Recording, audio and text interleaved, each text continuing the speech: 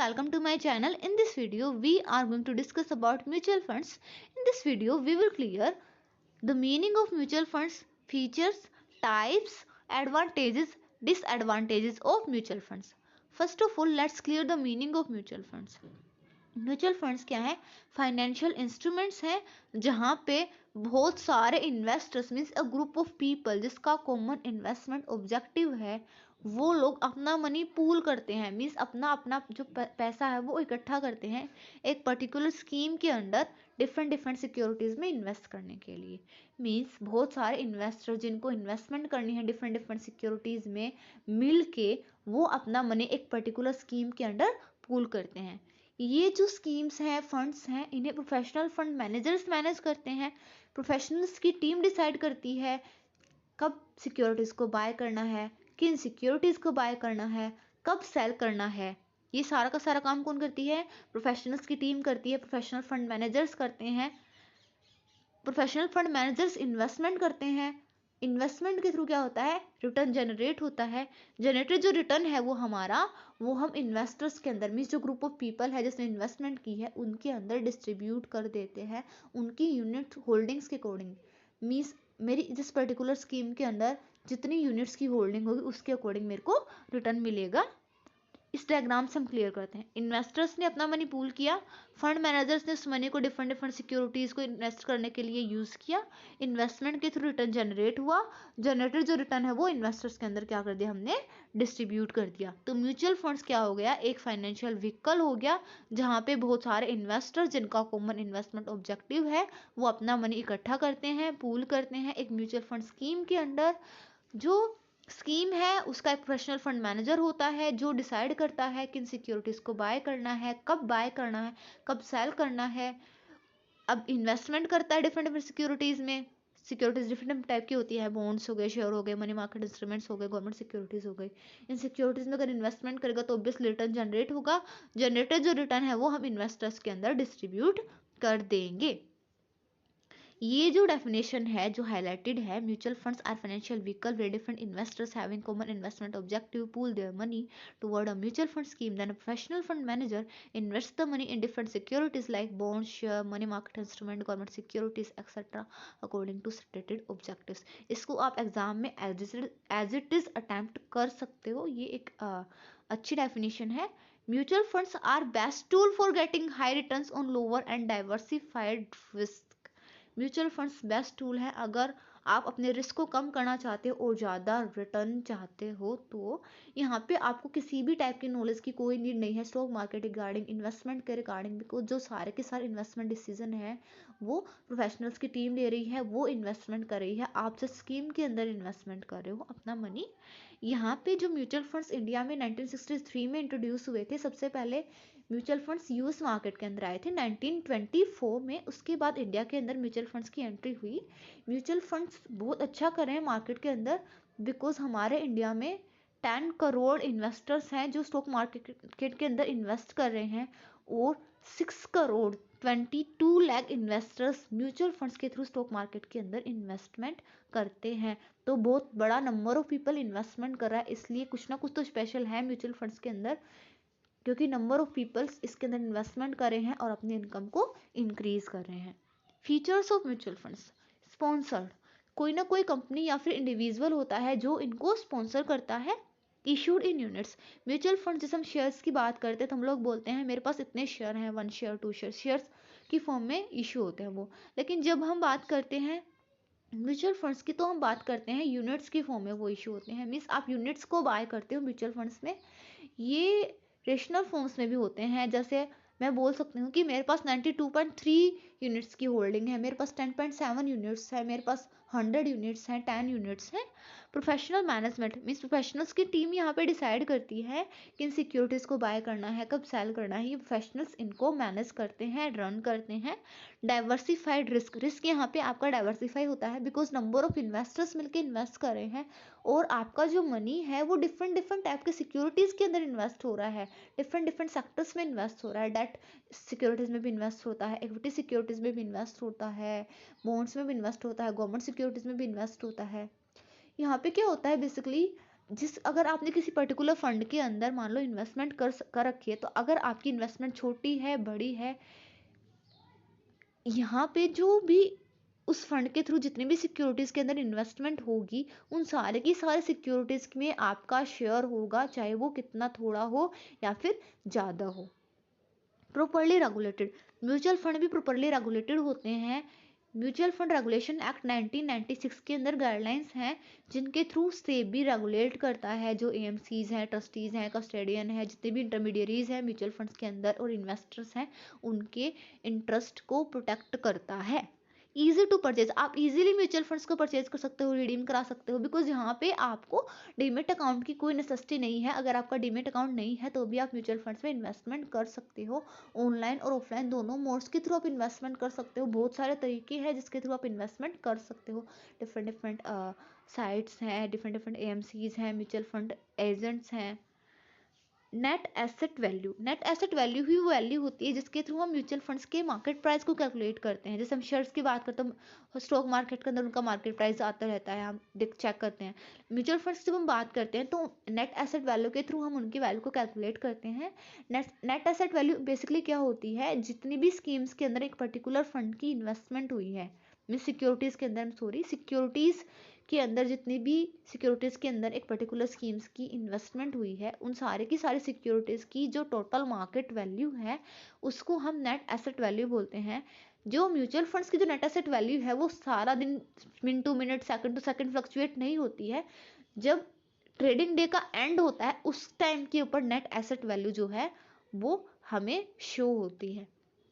Run by asset management company, asset management company इनको run करती है। मीन्स स्पॉन्सर को अपॉइंट कर, मीन्स स्पॉन्सर को अपॉइंट करना, ट्रस्टी को अपॉइंट करना, कस्टोडियन को अपॉइंट करना, और इन्वेस्टर्स से मनी को कलेक्ट करना, कॉल करना, रिटर्न्स को डिस्ट्रीब्यूट करना, प्रोफेशनल्स की टीम को अपॉइंट करना, ये सारा का सारा काम कौन करेगा, एसेट मैनेजमेंट कंपनी यहाँ पे करती है। तो मेन रोल जो होता है म्यूचुअल फंड्स में वो एसेट मैनेजमेंट कंपनी का होता है। डिफरेंट डिफरेंट टाइप्स के म्यूचुअल फंड्स यहाँ पे होते हैं। 4 बेसिस पे हम उनका क्लासिफिकेशन कर सकते हैं: nature, structure, investment objective and other schemes. By structure open ended, close ended and interval. By nature equity, debt, balanced and liquid. By investment objective growth, income, balanced money market schemes. Other schemes में tax saving schemes, index schemes, sector specific schemes. First of all, what are open ended mutual funds? Open ended mutual funds क्या होते हैं? यहाँ पे कोई limit नहीं होती है, आप कितनी भी यूनिट बाय करो, कभी परचेज करो, कभी इन्वेस्ट करो और कभी रिडक्शन करा लो। मीन्स ना ही कोई मैच्योरिटी फिक्स है, ना ही कोई यूनिट फिक्स है। यहाँ पे सब कुछ फ्री है, रेस्ट्रिक्शन फ्री है।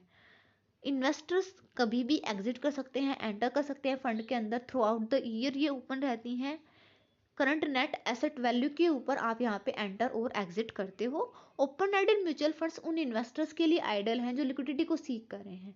बिकॉज यहाँ पे आप सिप्स के through, means systematic investment plan के थ्रू आप इन्वेस्टमेंट करते हो और सिस्टमैटिक विड्रॉल प्लान के थ्रू अपना मनी विड्रॉ करते हो।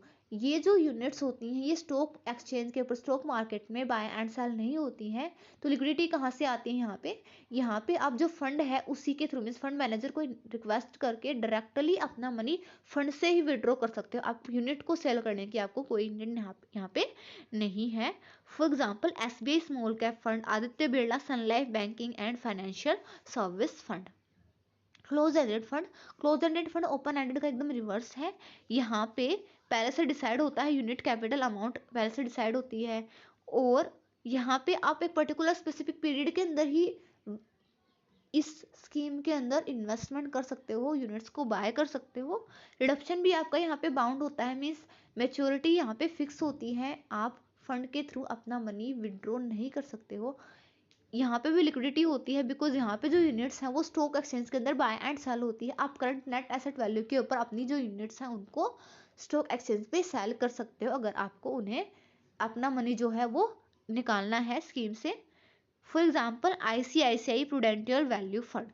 अब ओपन एंडेड और क्लोज एंडेड में अगर हम इन्वेस्टर्स के पॉइंट ऑफ व्यू से बात करें तो लिक्विडिटी के लिए ओपन एंडेड वाली अच्छी है, लेकिन अगर आप रिटर्न ज़्यादा चाहते हो, अच्छा रिटर्न चाहते हो, तो आपको क्लोज एंडेड में इन्वेस्टमेंट करना चाहिए। बिकॉज क्लोज एंडेड में क्या होता है, बेसिकली आपका जो मनी है वो अच्छी स्ट्रेटजी के थ्रू इन्वेस्ट होता है।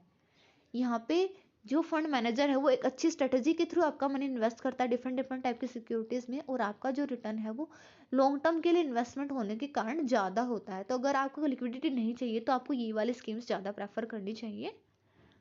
देन इंटरवल स्कीम्स, ये ओपन एंडेड और क्लोज एंडेड का मिक्सचर है, उन दोनों की ड्रॉबैक्स को compete करने के लिए ये आया। यहाँ पे क्या होता है, एक टाइम इंटरवल के अंदर तो आप इन्वेस्टमेंट कर सकते हो और एक टाइम इंटरवल के अंदर आप इन्वेस्टमेंट नहीं कर सकते हो।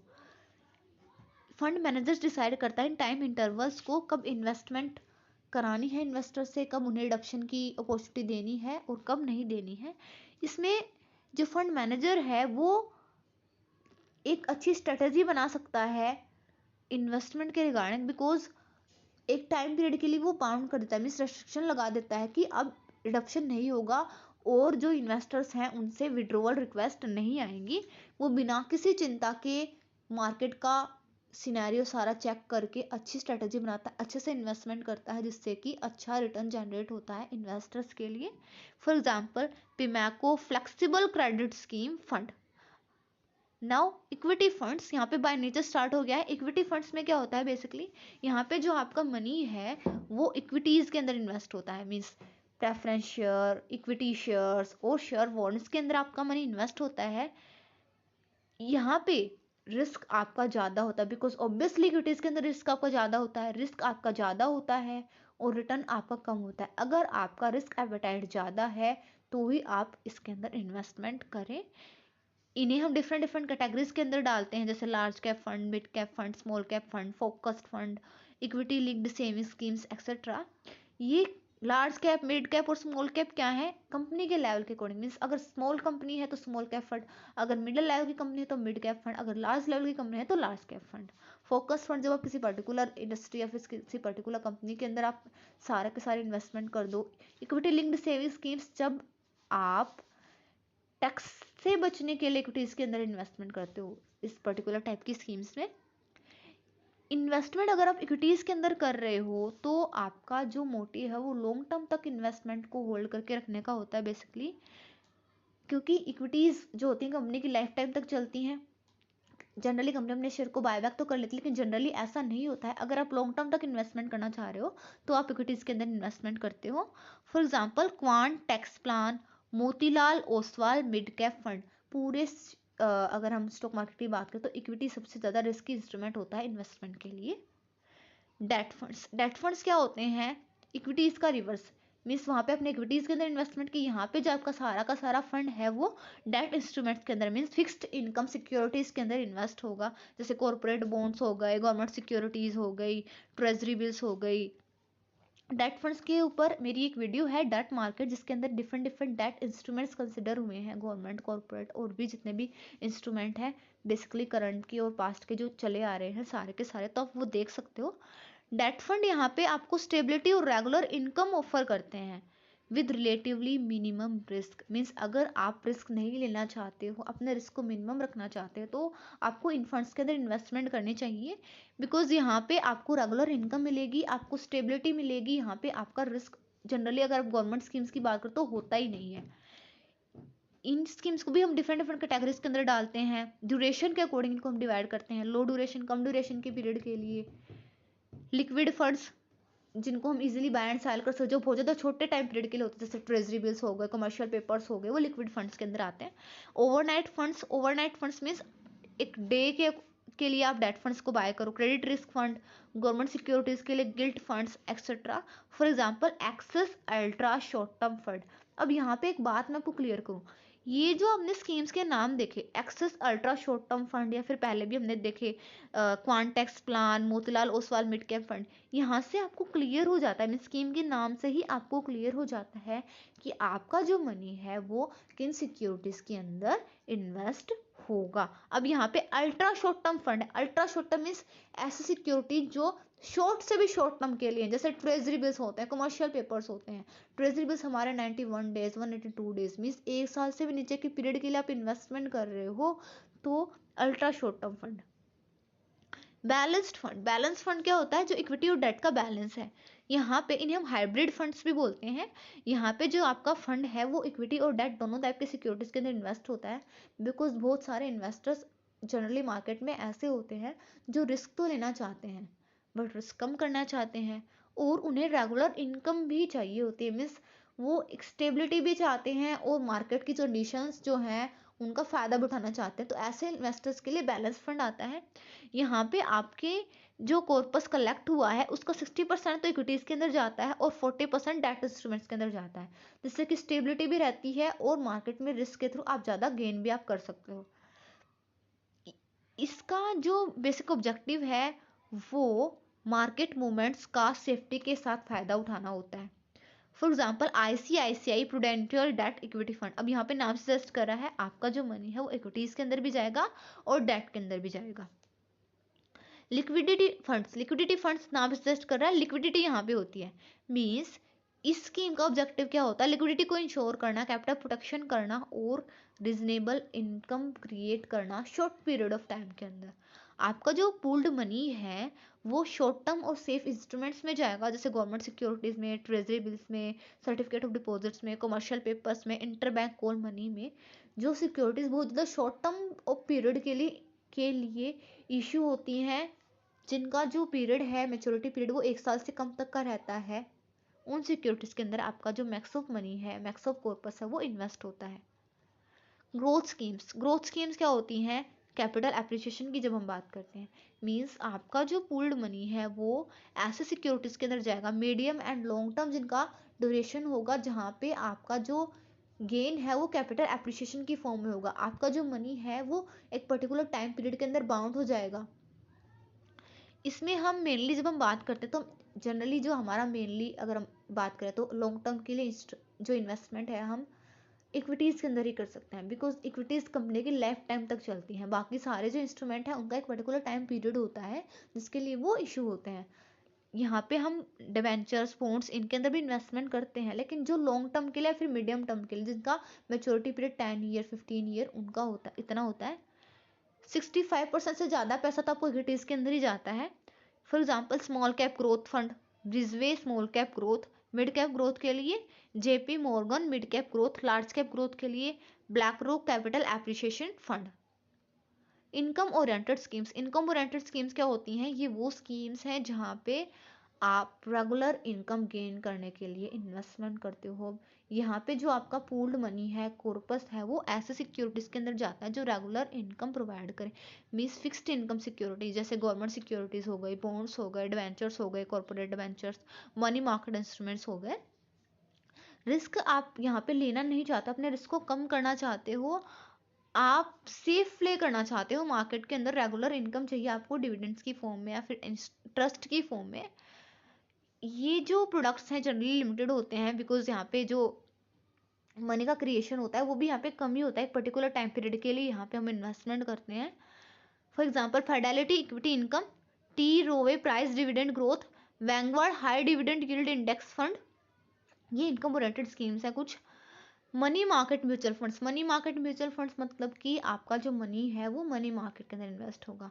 मनी मार्केट म्यूचुअल फंड्स में क्या होता है, आपका जो पूल्ड मनी वो शॉर्ट टर्म और highly liquid debt securities, cash equivalent securities के अंदर इन्वेस्ट होता है। मींस ऐसी सिक्योरिटीज जिनका मैच्योरिटी पीरियड 1 साल या 1 साल से कम तक का है। यहाँ पे आपका इन्वेस्टमेंट लो रिस्क सिक्योरिटीज के अंदर होता है, बिकॉज यहाँ पे इन्वेस्टर्स रिस्क नहीं लेना चाहते हैं, वहाँ पे आपका मनी इन्वेस्ट होगा। For example Schwab value advantage money fund, JP Morgan prime money market fund, Vanguard treasury money market fund, इनके ऊपर जो रिटर्न होता है वो बेसिकली बहुत ज़्यादा कम होता है। बिकॉज जब आप बैंक में भी पैसे जमा कराते हो, आप टर्म डिपॉजिट कराते हो, आप FD कराते हो, किस में रिटर्न ज़्यादा मिलता है? ऑब्वियसली FD में, बिकॉज आप लंबे टाइम के लिए अपने मनी को बाउंड कर रहे हो, आप लंबे टाइम के बाद अपना मनी विड्रॉ करोगे। लेकिन टर्म डिपॉजिट में आपका मनी कम होता है, बिकॉज यहाँ पे आप कभी भी निकाल रहे हो, कभी भी डाल रहे हो पैसे, इन्वेस्ट मतलब कभी भी आप पैसा डाल रहे हो एक अकाउंट में, कभी भी आप निकाल रहे हो। तो यहाँ पे ऐसा नहीं होता, ऐसा ही मनी मार्केट के अंदर होता है। मनी मार्केट के अंदर आपका रिटर्न कम होता है और कैपिटल मार्केट के अंदर आपका रिटर्न ज़्यादा होता है। टैक्स सेविंग म्यूचुअल फंड्स, ये इक्विटी लिंक्ड सेविंग स्कीम्स है, मीन्स इक्विटीज का एक पार्ट होता है। यहाँ पे अगर आप इन्वेस्ट करते हो तो इन्वेस्टर्स अप टू 1,50,000 तक का टैक्स डिडक्शन क्लेम कर सकता है under section 80C of income tax act. Means अगर आप ELSS में इन्वेस्ट करते हो तो आप टैक्स डिडक्शन के लिए क्लेम कर सकते हो। और वैसा भी गवर्नमेंट की रेगुलेशंस हैं, अगर आप बात करो तो अगर आप इक्विटीज़ के अंदर इन्वेस्ट करते हो और कैपिटल एप्रिसिएशन की फॉर्म में आपको गेन मिल रहा है तो उसके ऊपर आपके टैक्स चार्जेस नहीं होते हैं। क्यों? क्योंकि जब कंपनी आपको डिविडेंड देती है उससे पहले जो प्रॉफिट होता है उसके अंदर से आपका पहले जो डिबेंचर होल्डर्स का जो इंटरेस्ट वगैरह है वो सारा माइनस होता है, उसके बाद टैक्स लगता है। टैक्स के बाद आपको पेमेंट होती है, मीन्स आपका जो प्रॉफिट है, कंपनी का जो प्रॉफिट है उसके ऊपर पहले से टैक्स पे हो चुका है, उसके बाद आपको डिविडेंड मिल रहा है, तो ऑब्वियसली यहाँ पे आप बाउंड नहीं हो कि आप टैक्स पे करो। लेकिन अगर आप इंट्राडे ट्रेडिंग वगैरह कर रहे हो तो यहाँ पे आपको टैक्स देना पड़ता है शेयर्स में, मार्केट के अंदर। इंडेक्स स्कीम्स क्या होती हैं?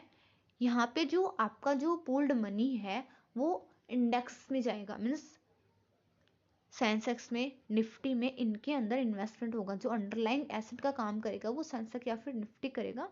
उनके फ्लक्चुएशन के अकॉर्डिंग आपकी जो एनएवी है वो फ्लक्चुएट करेगी। यहाँ पे जो फंड मैनेजर होता है उसका पैसिव रोल होता है, मीन्स जैसे वो टाइम टू टाइम सिक्योरिटीज को बाय करता रहता है, सेल करता रहता है, ऑब्जर्व करता रहता है मार्केट को। यहाँ पे ऐसा नहीं पॉसिबल है, यहाँ पे आपका पर्टिकुलर आपने इन्वेस्टमेंट कर दी। For example index mutual funds में क्या होता है? BNY Mellon S&P 500 index, CBOE Vest S&P 500 buffer strategy, Fidelity Flex small cap index, ये सारे की इंडेक्स स्कीम के एग्जाम्पल हैं। सेक्टर स्पेसिफिक फंड में जब आप किसी पर्टिकुलर सेक्टर के लिए इन्वेस्टमेंट कर रहे हो, यहाँ पे जो इन्वेस्टर्स हैं उनका जो ऑब्जेक्टिव होता है वो मार्केट के अंदर जब किसी पर्टिकुलर इंडस्ट्री के अंदर बूम होता है उसका फायदा उठाने का होता है।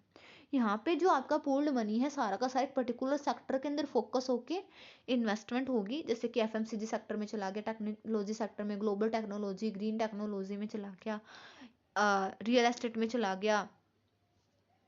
मीन्स जो सारा का सारा जो आपका म्यूचुअल फंड का जो कॉर्पस है वो एक पर्टिकुलर सेक्टर के अंदर इन्वेस्ट होगा। आपका पोर्टफोलियो जो एक पर्टिकुलर सेक्टर से रिलेटेड होगा।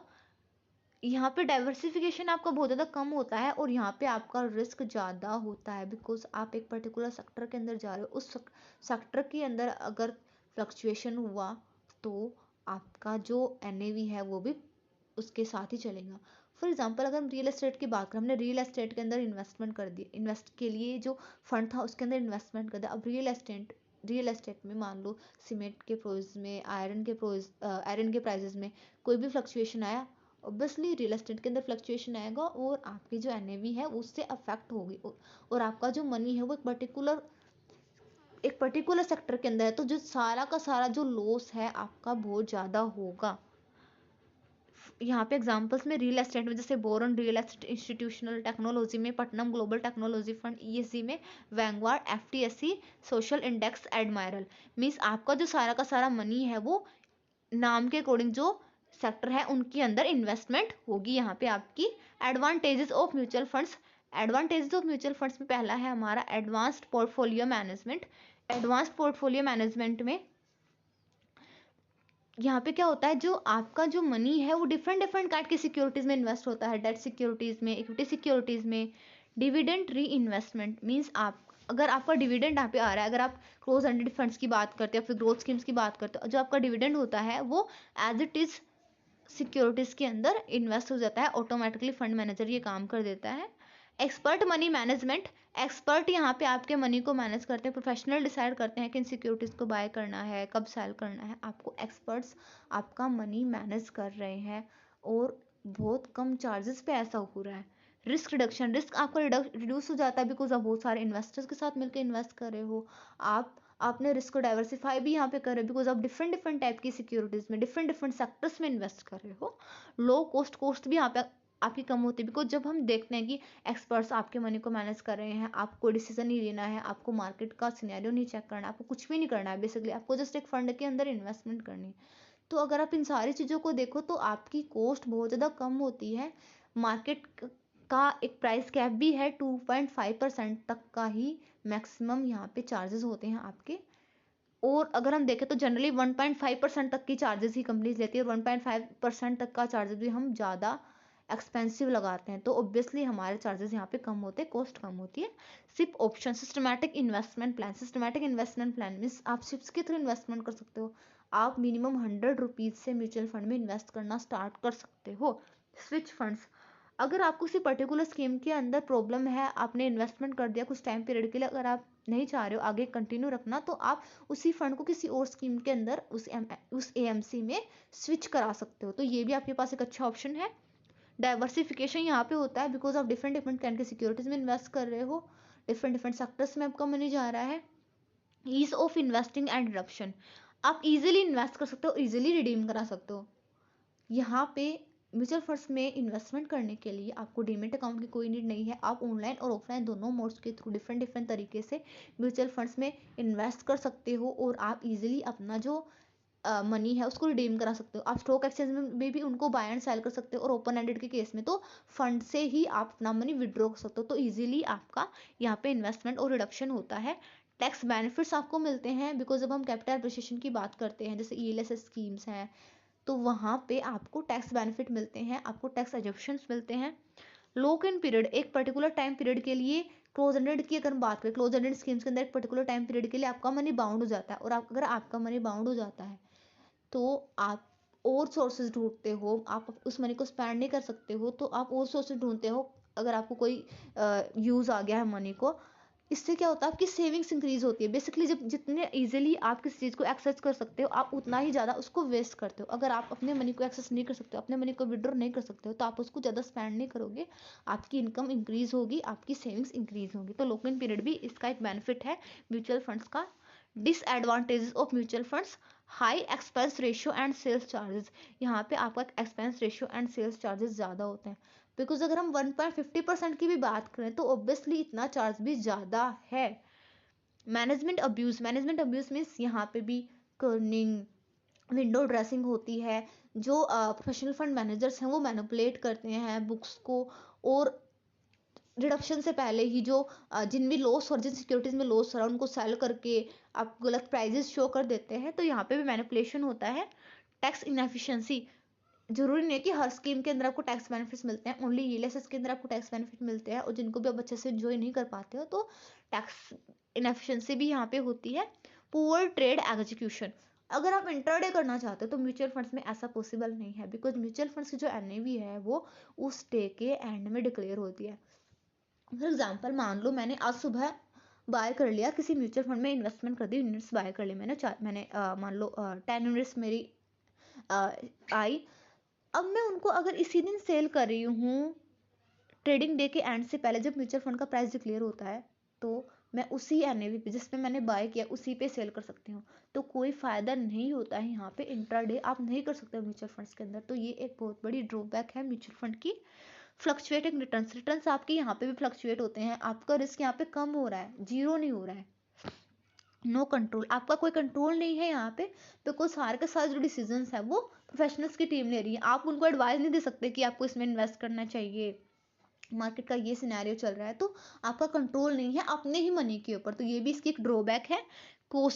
कॉस्ट भी यहाँ पे आपकी ज़्यादा होती है, बिकॉज जब भी आप म्यूचुअल फंड्स में आप बोलते हैं कि आप इजीली अपनी यूनिट्स को बाय एंड सेल कर सकते हो, आप अपने मनी को विड्रॉ कर सकते हो, तो इसके चार्जेस होते हैं, और वो जो चार्जेस होते हैं अगर आप शेयर्स की बाइंग एंड सेलिंग करते हो उनसे ज़्यादा होते हैं। तो ऑब्वियसली यहाँ पे आपकी ज़्यादा कॉस्ट आती है। Thank you all. Thank you for watching my video. If you like the video, don't forget to like, subscribe and comment on my channel. In the next video, we will discuss different types of mutual funds in detail, because यहाँ पे जो types थे वो main types थे। अब हम जो current market में जो ग्लोबल टाइप की जो म्यूचुअल फंड स्कीम्स भी चल रही हैं उनको भी डिस्कस करेंगे, और जो पार्टीज इन्वॉल्व होते हैं मीन्स म्यूचुअल फंड एक्चुअल में फंक्शन कैसे करते हैं वो भी डिस्कस करेंगे नेक्स्ट वीडियो में। Thank you.